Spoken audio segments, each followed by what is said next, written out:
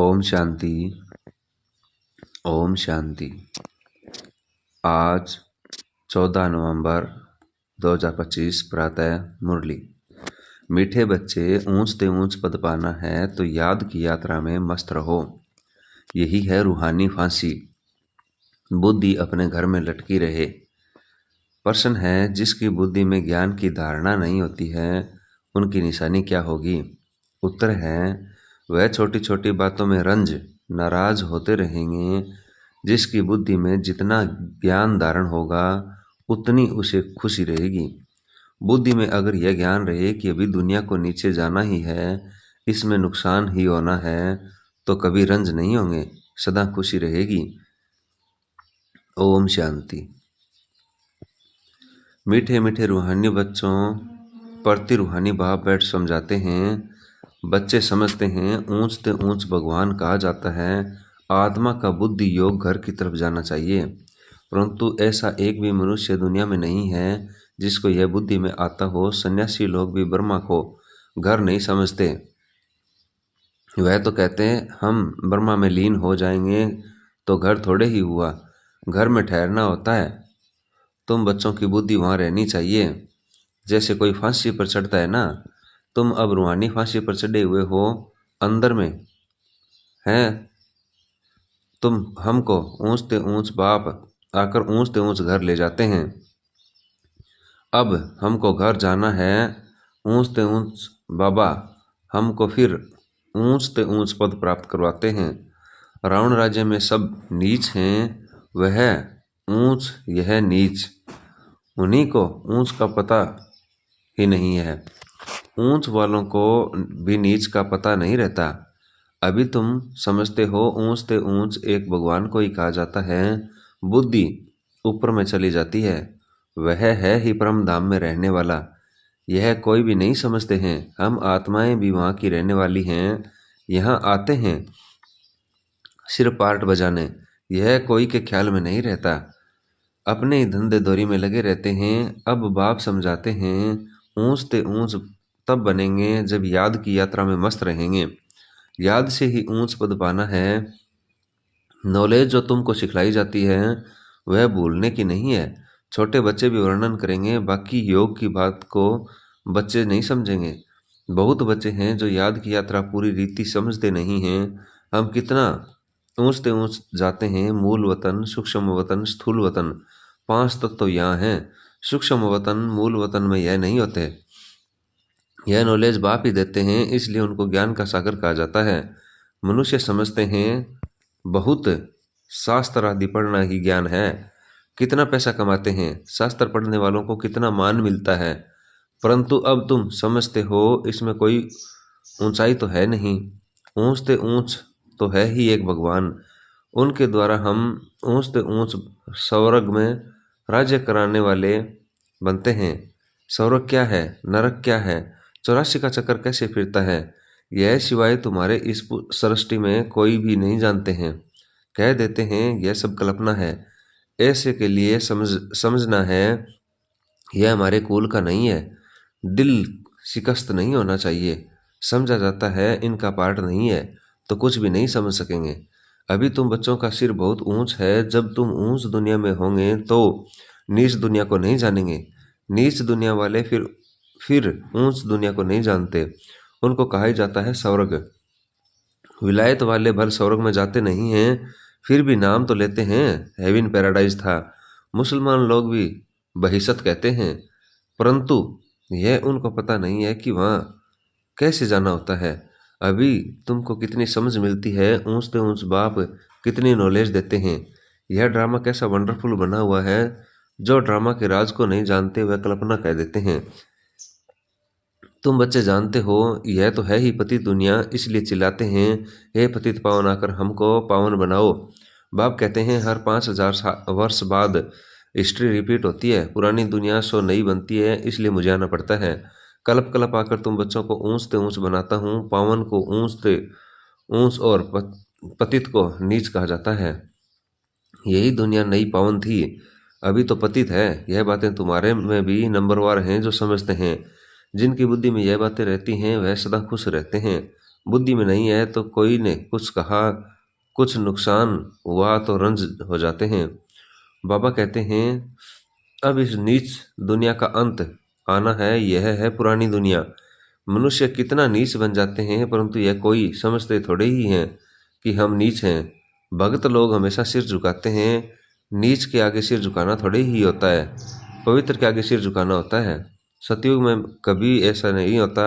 भक्त लोग ऐसा करते हैं, बाप तो ऐसा नहीं कहते सिर झुकाकर चलो। नहीं, यह तो पढ़ाई है। गॉड फादरली यूनिवर्सिटी में तुम पढ़ रहे हो तो कितना नशा रहना चाहिए। ऐसे नहीं सिर्फ यूनिवर्सिटी में नशा रहे, घर में उतर जाए, घर में नशा रहना चाहिए। यहाँ तो तुम बच्चे जानते हो, शिव बाबा हमको पढ़ाते हैं, यह तो कहते हैं कि मैं थोड़े ही ज्ञान का सागर हूँ। यह बाबा भी ज्ञान का सागर नहीं है, सागर से नदी निकलती है ना। सागर तो एक है, ब्रह्मपुत्र सबसे बड़ी नदी है। बहुत बड़े स्ट्रीमर्स आते हैं, नदियाँ तो बाहर भी बहुत हैं, पतित पावनी गंगा, यह सिर्फ यहाँ ही कहते हैं। बाहर में कोई भी नदी को ऐसे नहीं कहेंगे पतित पावनी नदी है। फिर तो गुरु की कोई दरकार नहीं। नदियों में तालाब में कितना भटकते हैं, कहाँ तो तालाब ऐसे गंदे होते हैं, बात मत पूछो। उसकी मिट्टी उठाकर रगड़ते रहते हैं। अब बुद्धि में आया है, यह सब नीचे उतरने के रास्ते हैं। वो लोग कितना प्रेम से जाते हैं। अब तुम समझते हो कि इस ज्ञान से हमारी आंखें खुल गई। तुम्हारी ज्ञान की तीसरी आंख खुली है। आत्मा को तीसरा नेत्र मिलता है, इसलिए त्रिकालदर्शी कहते हैं। तीनों कालों का ज्ञान आत्मा में आता है। आत्मा तो बिंदी है, उसमें नेत्र कैसे होगा। यह सब समझने की बातें हैं। ज्ञान के तीसरे नेत्र से तुम त्रिकालदर्शी त्रिलोकीनाथ बनते हो, नास्तिक से आस्तिक बन जाते हो। आगे तुम रचयिता और रचना के आदि मध्य अंत को नहीं जानते थे। अभी बाप द्वारा रचना के आदि मध्य अंत को जानने से तुमको वर्षा मिल रहा है। यह नॉलेज है ना। हिस्ट्री ज्योग्राफी भी है, हिसाब किताब भी है। अच्छा, तिखा बच्चा हो तो हिसाब करें, हम कितने जन्म लेते हैं, इस हिसाब से और धर्म वालों के कितने जन्म होंगे। परंतु बाप कहते हैं इन सब बातों में जास्ती माथा मारने की दरकार नहीं है, टाइम वेस्ट हो जाएगा। यहाँ तो सब भूलना है, यह सुनाने की दरकार नहीं है। तुम तो रास्ता बाप की पहचान देते हो जिसको कोई जानते नहीं। शिव बाबा भारत में ही आते हैं, जरूर कुछ करके जाते हैं, तब तो जयंती मनाते हैं ना।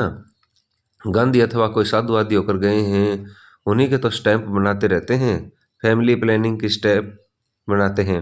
अभी तुमको नशा है, हम तो पांडव गवर्नमेंट हैं, आलमाइटी बाबा की गवर्नमेंट है। तुम्हारा यह कोर्ट ऑफ आर्म्स है और कोई इस कोर्ट ऑफ आर्म्स को जानते नहीं है। तुम समझते हो कि विनाश काले प्रीत बुद्धि हमारी ही है। बाप को हम बहुत याद करते हैं, बाप को याद करते करते प्रेम में आंसू आ जाते हैं। बाबा आप हमें आधा कल्प के लिए सब दुखों से दूर कर देते हैं, और कोई गुरु व मित्र संबंधी आदि किसी को भी याद करने की दरकार नहीं है। एक बाप को याद करो। सवेरे का टाइम बहुत अच्छा है। बाबा आपकी तो बड़ी कमाल है, हर 5000 वर्ष बाद हमें आप जगाते हो। सभी मनुष्य मात्र कुंभकर्ण की आसुरी नींद में सोए हुए हैं, अर्थात अज्ञान अंधेरे में है। अभी तुम समझते हो भारत का प्राचीन योग तो यह है, बाकी जो भी इतने हठ योग आदि सिखलाते हैं वह सभी हैं एक्सरसाइज, शरीर को तंदुरुस्त रखने के लिए। अभी तुम्हारी बुद्धि में सारा ज्ञान है तो खुशी रहती है। यहाँ आते हो, समझते हो, बाबा रिफ्रेश करते हैं। कोई तो यहाँ रिफ्रेश हो बाहर निकलते हैं, वह नशा खलास हो जाता है। नंबरवार तो है ना। बाबा समझाते हैं यह है पतित दुनिया, बुलाते भी हैं, हे पतित पावन आओ, परंतु अपने को पतित समझते थोड़े ही हैं, इसलिए पाप धोने जाते हैं। लेकिन शरीर को थोड़े ही पाप लगता है। बाप तो आकर तुम्हें पावन बनाते हैं और कहते हैं मामेकम याद करो तो तुम्हारे विक्रम विनाश होंगे।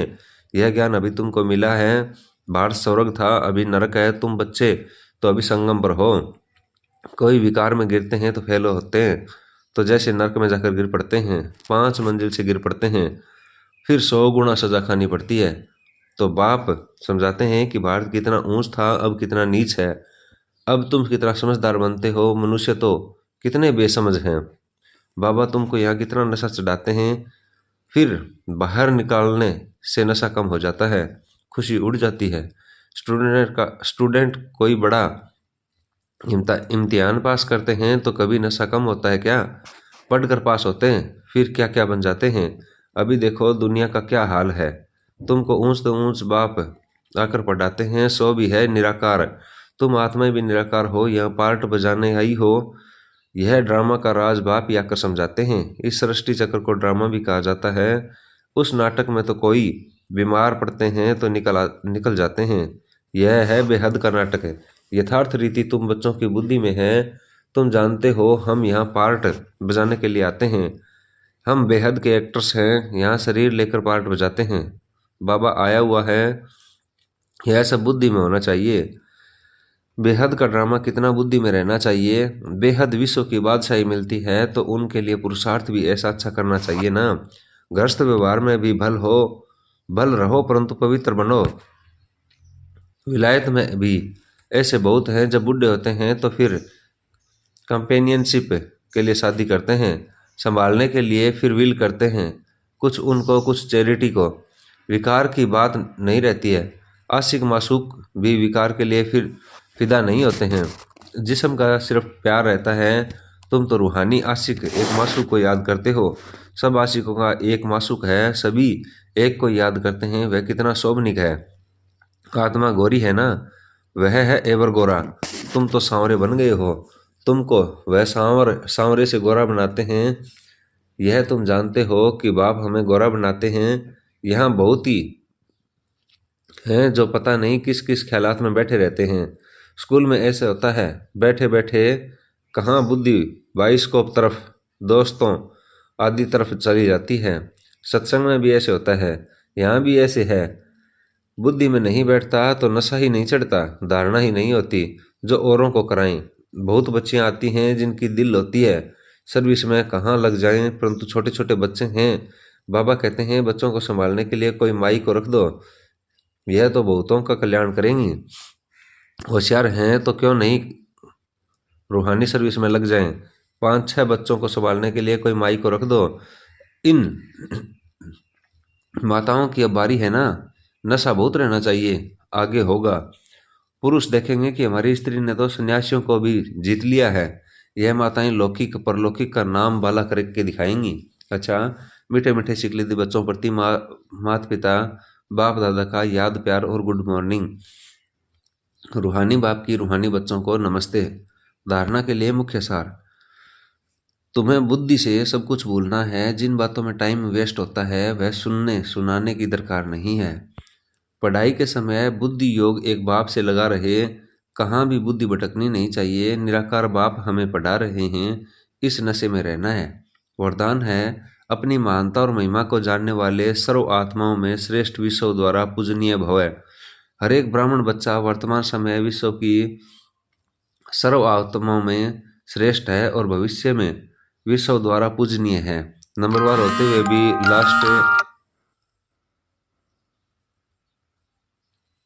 लास्ट नंबर का मणका भी विश्व के आगे महान है। आज तक भक्त आत्माएं लास्ट नंबर के मणके को भी आंखों पर रखती हैं, क्योंकि सभी बच्चे बाप दादा के नैनों के तारे हैं, नूरे रतन हैं। जिसने एक बार भी मन से सच्चे दिल से अपने को बाप का बच्चा निश्चय किया, डायरेक्ट बाप का बच्चा बना, उसे महान व पूजनीय बनने की लॉटरी व वरदान मिल ही जाता है। स्थिति स्लोगन है, स्थिति सदा खजानों से संपन्न और संतुष्ट रहे तो परिस्थितियां बदल जाएंगी। व्यक्ति सारे हैं, अशरीरी व विदेही स्थिति का अभ्यास बढ़ाओ। बाप दादा अचानक डायरेक्शन दे रहे हैं कि इस शरीर रूपी घर को छोड़ देह अभिमान की स्थिति को छोड़ देही अभिमानी बन जाओ। इस दुनिया से परे अपने स्वीट होम में चले जाओ तो जा सकते हो। युद्ध स्थल में युद्ध करते करते समय तो नहीं बिता देंगे। अशरीरी बनने में अगर युद्ध करने में ही समय लग गया तो अंतिम पेपर में मार्क्सवा डिवीजन कौन सा आएगा। ओम शांति, ओम शांति।